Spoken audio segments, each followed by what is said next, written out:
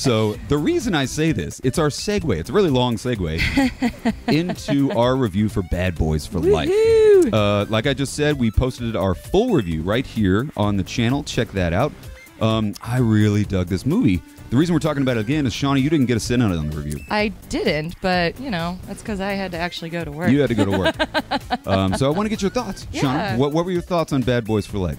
Well, I'll be honest, I never saw the first and second one, but that was perfectly fine. I thought it was a fun movie. I really enjoyed it, and it was just good to see Martin Lawrence back on the screen, too. He's, like, been, you know, out of the spotlight for a while. Honestly, So it was a really good comeback performance by Martin Lawrence, guys. The movie obviously stars Will Smith, Martin Lawrence, Vanessa Hudgens, Alexander Ludwig, and Joe Pantoliano. Woohoo! You know the story of Bad Boys? Well, this movie actually, I don't want to make anybody feel old, but this takes place 25 years after the original Bad Boys. So really long time to wait for a sequel.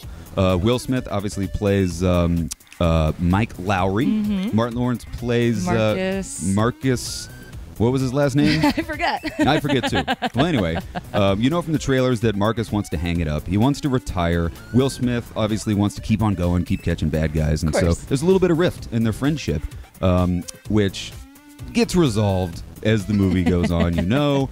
Surprisingly, this movie was not directed by Michael Bay.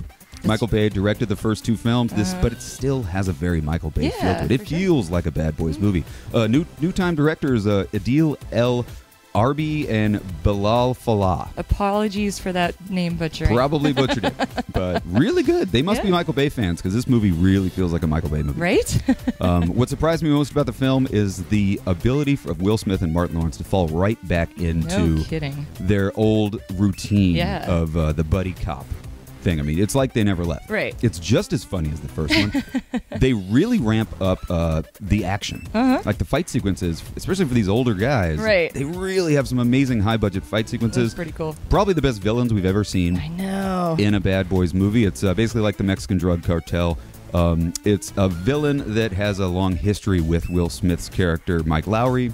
Too cool. Won't tell you anymore, but really, like, I was so impressed with what they did with the low budget. The quick turnaround. If you remember Will Smith and Martin Lawrence, I think we have a picture of their Instagram page. We do, actually. They posted this back in October of 2018. They said, okay, we're doing this movie, and just like that, bam, they announced it. It happened. They cast it, they shot it, we saw the trailer, and it just turned around so fast. I was surprised at the high level of quality in such a quick turnaround for a film. I agree. And one of my favorite surprises was seeing Bjorn in the. I just thought that was so much fun. Alexander Ludwig, all you fans of the show Vikings, makes a surprise performance. Yep.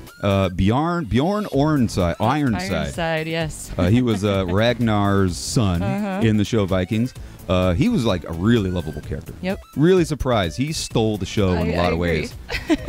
Wasn't he also in the Hunger Games, I think? Yeah, he was. That was like his first acting gig, I think. He stood a good 6 inches over Will Smith. He was a really tall guy. So he plays a really lovable character. He's part of the sort of new generation of cops that the Bad Boys kind of team up with. Yep. Love the movie, guys. Yeah. If you want to see our full review, it's right here on the YouTube channel, guys. Leave a comment. Did you see Bad Boys for Life? What did you think?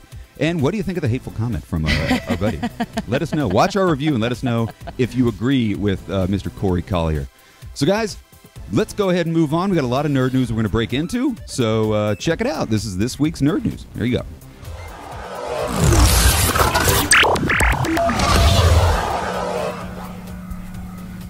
All right, guys, first big nerd news story of the week. All you fans of the HBO show The Watchmen. Yeah. Critically acclaimed. Phenomenal show. It was on HBO by creator Damon Lindelof. Well, we got official word from the people over at HBO that season 2 ain't gonna happen.